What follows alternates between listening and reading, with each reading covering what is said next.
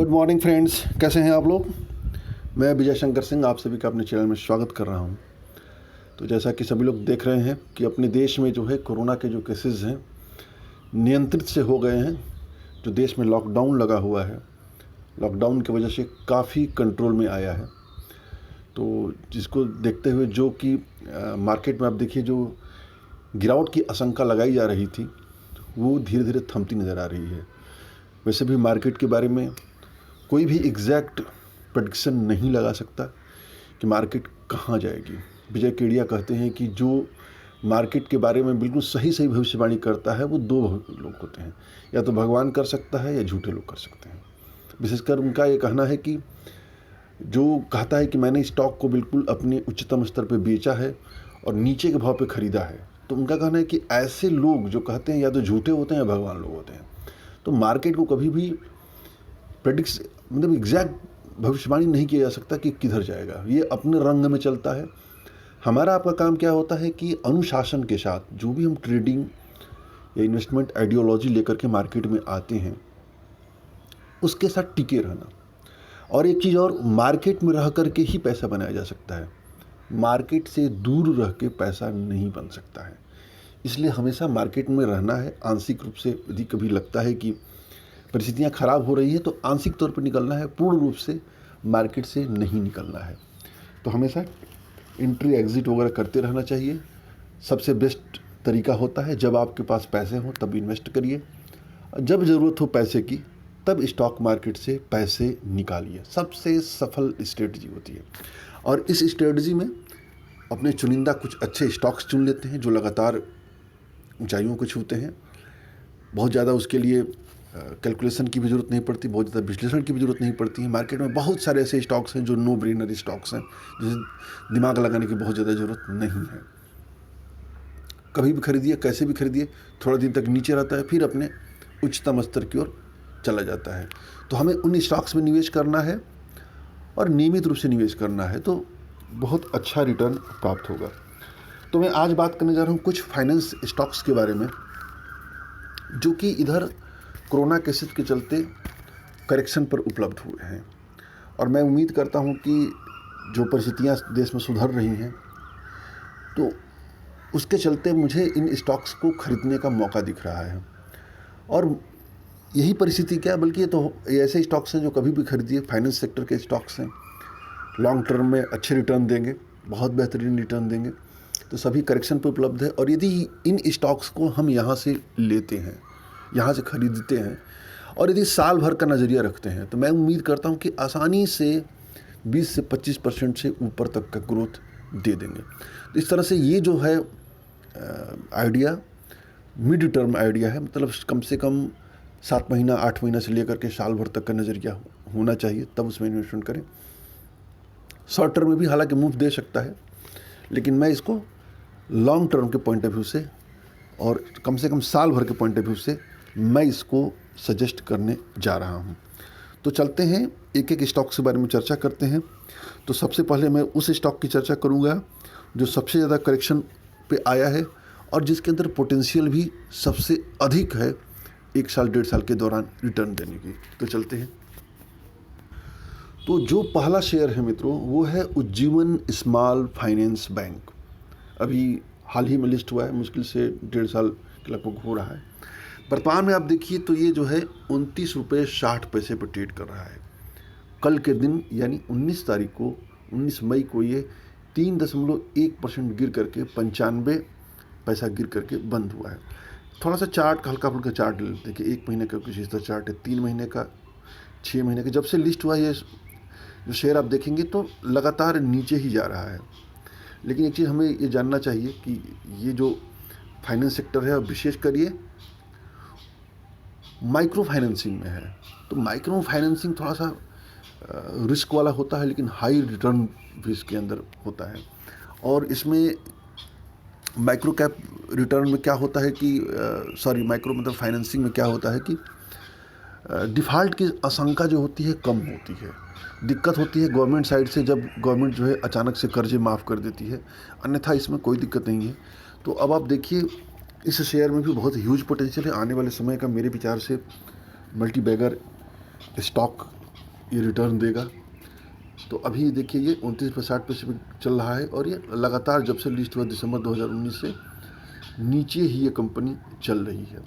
इसका जब पीछे का रिटर्न आप देख लीजिए तो ये देखिए बहुत ही पुअर रिटर्न है। मतलब एक दिन का, एक वीक का, 3 महीने का, 6 महीने का और साल भर का, ये सभी दृष्टिकोण से थोड़ा सा निगेटिव रिटर्न है।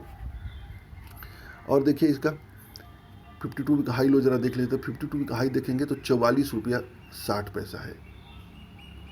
ये कब बना है? ये बना है देखिए 7 जनवरी 2021 को बना है। अर्थात ये जो है नीचे जाता हुआ शेयर है।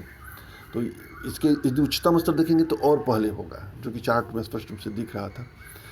तो अब यहाँ से देखा जाए तो यदि 52 वीक हाई बनाता है तो यहाँ से लगभग 15 रुपया ज़्यादा 52 वीक हाई है।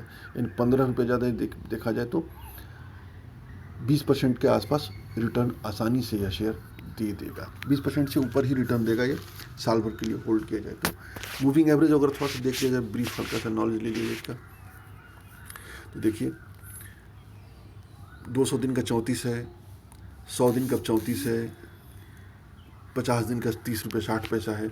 50 दिन के मूविंग एवरेज के बिल्कुल पास में है ये, यानी एक देखा जाए तो सपोर्ट लेवल के आसपास है। तो आगे बात करते हैं हम अगले बैंक। अगला जो है ये भी उसी कैटेगरी का है, यानी जो उज्जीवन स्मॉल फाइनेंस बैंक है उसी कैटेगरी का है। इक्विटास स्मॉल फाइनेंस बैंक कितने पे ट्रेड कर रहा है? ये ट्रेड कर रहा है मित्रों 55 रुपया 40 पैसा। और यदि आप इसको देखेंगे परसेंटेज के हिसाब से तो 19 तारीख को 0.2% गिर करके बंद हुआ। इसका भी तो हल्का सा थोड़ा सा एक चार्ट देख लेते हैं, 6 महीने का, 1 साल का, 2 साल का, 5 साल का। ये देखिए यानी 1 साल का चार्ट है। अब देखेंगे नवंबर 2020 से तो 1 साल का बल्कि 5 ही 6 महीने हो रहा है। तो इसका चार्ट थोड़ा सा ठीक दिशा में दिख रहा है, लेकिन फिलहाल अभी बहुत ज़्यादा इसके आंकड़े उपलब्ध नहीं है। इसका 52 वीक हाई लो देखें तो 52 वीक हाई जो है 55 रुपये 90 पैसा है। और कब बना है ये बना है 5 मार्च 2021 को, यानी लगभग 2 महीना पहले 52 वीक हाई बनाया है। और 52 हाई से कितना करेक्शन है? 68 रुपया से 55 रुपया चल रहा है। लगभग ये जो है 18% करेक्शन पर उपलब्ध है। यानी इसके अंदर भी देखा जाए तो साल भर के लिए यदि होल्ड किया जाता है तो 18% से ज़्यादा का अपसाइड ये दिखा सकता है। अगले शेयर पे चलते हैं। जो अगला बैंक है वो है बंधन बैंक, जो इस समय 289 पे ट्रेड कर रहा है। और यदि इसका 52 वीक हाई लो देखा जाए तो 52 वीक हाई देखिए कितने पर है? 52 वीक हाई जो है 430 है, जो 11 दिसंबर 2020 को यानी 5 महीने पहले बनाया हुआ है। और वहाँ से 289 ट्रेड कर रहा है, जो लगभग 33% करेक्शन पर उपलब्ध है। यदि इसको भी साल भर के लिए होल्ड किया जाए तो मैं उम्मीद करता हूँ कि ये भी अपने ऊंचाई की तरफ अग्रसर होगा। इन स्टॉक्स के अंदर जो गिरावट आई है मुख्य रूप से इसलिए गिरावट आई है क्योंकि ये जो कोरोना के जो सेकेंड वेव चल रहा था, जिसमें आशंका मार्केट को जताई जा रही थी कि रिटेल जो लोन होगा उसे किस्तें बाउंस होगी, लेकिन अब हालात कुछ ठीक हो गए हैं तो माना जा रहा है कि अच्छा होगा इन सब के लिए। तो अगला बैंक है मित्रों आरबीएल बैंक। ये देखिए 199 पर ट्रेड कर रहा है।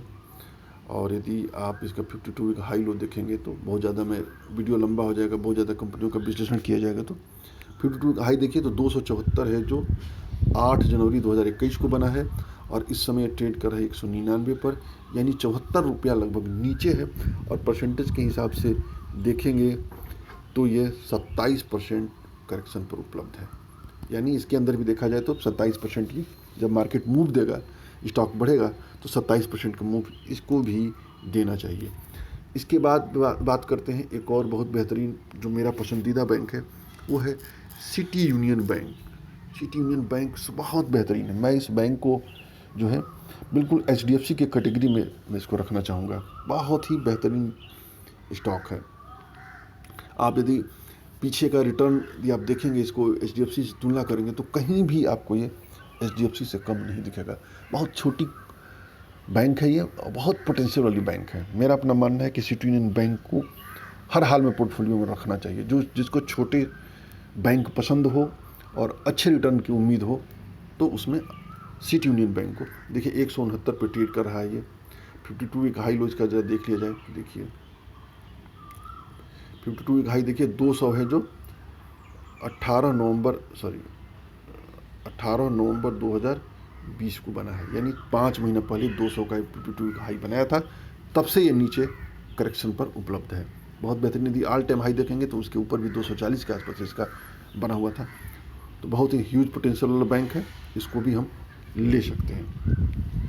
और अगला बैंक है मित्रों, जिसके बगैर कभी पूरा फाइनेंस सेक्टर अधूरा है, वो है HDFC बैंक। 1458 पर ट्रेड कर रहा है, 1.3% गिर करके बंद हुआ है। इसके बारे में बहुत ज़्यादा प्रश्न है ही नहीं। यदि आप इसका 52 वीक हाई देखेंगे तो 52 वीक हाई जो बना है 1641 बना है 16 फरवरी 2021 को। वहाँ से देखिए इस समय 1458 ट्रेड कर रहा है, लगभग 200 रुपया नीचे है। और परसेंटेज के हिसाब से देखेंगे तो 18% नीचे ट्रेड कर रहा है। एक ऐसा स्टॉक जो हमेशा मल्टी बैगर रिटर्न देता है, हर साल एक नई ऊंचाई को छूता है। और ऐसे स्टॉक्स जब जब करेक्शन पर उपलब्ध हो तब लेना चाहिए। तो HDFC बैंक को भी नज़र में रखा जा सकता है। मेरा अपना मानना है कि इन स्टॉक्स पे जितने मैंने स्टॉक्स की चर्चा किया है, उन स्टॉक्स में नंबर 1 पर मैं आपको नंबर 1 पे मैं आपको HDFC रखूँगा, HDFC बैंक को। दूसरे नंबर पर मैं रखूँगा सिटी यूनियन बैंक को, जो सुरक्षा के पॉइंट ऑफ व्यू से है। सुरक्षा के पॉइंट ऑफ व्यू से मतलब कि रिस्क कम, अच्छे रिटर्न। और यदि तीसरे नंबर पर मैं बात करूं कि जो हाई रिस्क हाई रिटर्न, जो रिस्क ज़्यादा लेकर के अच्छा रिटर्न प्राप्त करना चाहता है, तो उसके लिए उज्जीवन ठीक है। हाई रिस्क हाई रिटर्न है, रिस्क ज़्यादा है लेकिन रिटर्न भी बहुत ज़बरदस्त है। इसके बाद चौथे नंबर पर मैं बात करूं तो RBL बैंक है। RBL बैंक भी हाई रिस्क हाई रिटर्न का गेम है। इसके बाद 5वें नंबर पर बंधन बैंक की बात करूंगा। ये भी हाई रिस्क हाई रिटर्न का गेम है। जिसको रिस्क लेकर के रिटर्न लेना है, वो उज्जीवन स्मॉल फाइनेंस, RBL और बंधन को देख सकता है। जिसको कम रिस्क लेना है, कम जोखिम लेना है और अच्छे रिटर्न निकालना है, उसके लिए HDFC बैंक और सिटी यूनियन बैंक है। HDFC बैंक और सिटी यूनियन बैंक, मेरा अपना मानना है मित्रों, पोर्टफोलियो स्टॉक्स होना चाहिए। एक बार खरीदिए, बार बार खरीदिए, और जितनी बार आप खरीदेंगे एक समय बाद आप देखेंगे कि हमेशा आप विनिंग पोजीशन में रहेंगे। हमेशा साल में आप देखेंगे कि इन स्टॉक्स में खरीदने की जो सलाह दी जा रही है, उसके पीछे कारण ये है कि जो निफ्टी को यदि आप ऊपर से करेक्शन देखिए और बैंक निफ्टी को ऊपर से करेक्शन देखिए, तो दोनों में ह्यूज गैप हो गया। जैसे निफ्टी को आप देखिए तो निफ्टी जो है इसमें 15,031 मतलब 15,030 पर ट्रेड कर रहा है, और निफ्टी बैंक 33,685 पर ट्रेड कर रहा है। लेकिन यदि आप इनके आंकड़ों को देखिए, टेक्निकल में जाइए, 52 वीक हाई देखिए, तो 52 वीक हाई जो है इसका आपका 1541 है। निफ्टी का 1541, तो कब बना है ये? 16 फरवरी 2021 को बना है, और इसमें ट्रेड कर रहा है 1530, यानी कि लगभग 400 पॉइंट नीचे है। परसेंटेज के हिसाब से देखेंगे तो बमुश्किलन 2 से 3% ये करेक्शन पर उपलब्ध है, 2 से 3%। और वहीं यदि आप बैंक निफ्टी की तुलना करें, बैंक निफ्टी को देखते हैं, बैंक निफ्टी को देखिए, बैंक निफ्टी को यदि आप देखते हैं तो 52 वीक हाई देखिए, 52 वीक हाई जो है इसका 37,708 है, 33,685 पे ट्रेड कर रहा है। यानी देखा जाए तो वहाँ से लगभग 4,000 पॉइंट नीचे ट्रेड कर रहा है। और परसेंटेज के हिसाब से देखेंगे तो 11% करेक्शन पर उपलब्ध है। मार्केट जब जाएगा मित्रों ऊपर, तो एक चीज़ तय है कि निफ्टी के बगैर, बैंक निफ्टी के बगैर स्टॉक मार्केट ऊपर नहीं जाएगा। फाइनेंस सेक्टर को ऊपर जाना ही जाना है। मॉर्गन स्टैनली के अभी हाल ही में अपने आंकड़ों को देखा होगा, जो बता रहे हैं कि सेंसेक्स जो है इस साल के अंत तक 61,000 का लेवल छू सकता है। अभी 55,000 पे सेंसेक्स मौजूद है। सेंसेक्स देखिए, सेंसेक्स कितने पर है, यहाँ पर पीछे चलते हैं। सेंसेक्स देखिए, निफ्टी ये BSE का है। सॉरी माफ़ करिएगा, मैंने गलत बताया। सेंसेक्स जो है इस समय 49,000 पे ट्रेड कर रहा है और इसका हाई कितना बना है, अब इसका देखिए हाई, इसका 52 वीक यदि हाई आप देखेंगे तो 52 वीक हाई देखिए, 52 वीक हाई जो है 52,516 बना है। और इनका कहना है कि मॉर्गन जो स्टैनली कह रहा है कि ये जो साल के अंत तक सेंसेक्स को 60,000 कह रहे हैं। तो यदि 60,000 की बात करें तो यहाँ से लगभग 10,000 से ऊपर का अपसाइड, परसेंटेज के हिसाब से देखेंगे तो 20% का अपसाइड। तो जब ये 20% का अपसाइड सेंसेक्स में है तो आप सोचिए कि बैंक में कितना होगा, क्योंकि यदि आप सेंसेक्स के स्टॉक को उठा करके देखिए तो इसमें फाइनेंस सेक्टर सबसे अधिक मिलते हैं। देखिए अब ये सेंसेक्स के स्टॉक्स हैं, रिलायंस इंडस्ट्री, टाटा देखिए, बैंक कितने हैं, सॉरी एक HDFC बैंक, एक देखिए finance HDFC 2, ICICI bank 3, Kotak Mahindra bank 4, state bank 5, Bajaj finance 6, फिर देखिए एक्सिस बैंक 7, बजाज फिनसर्व 8,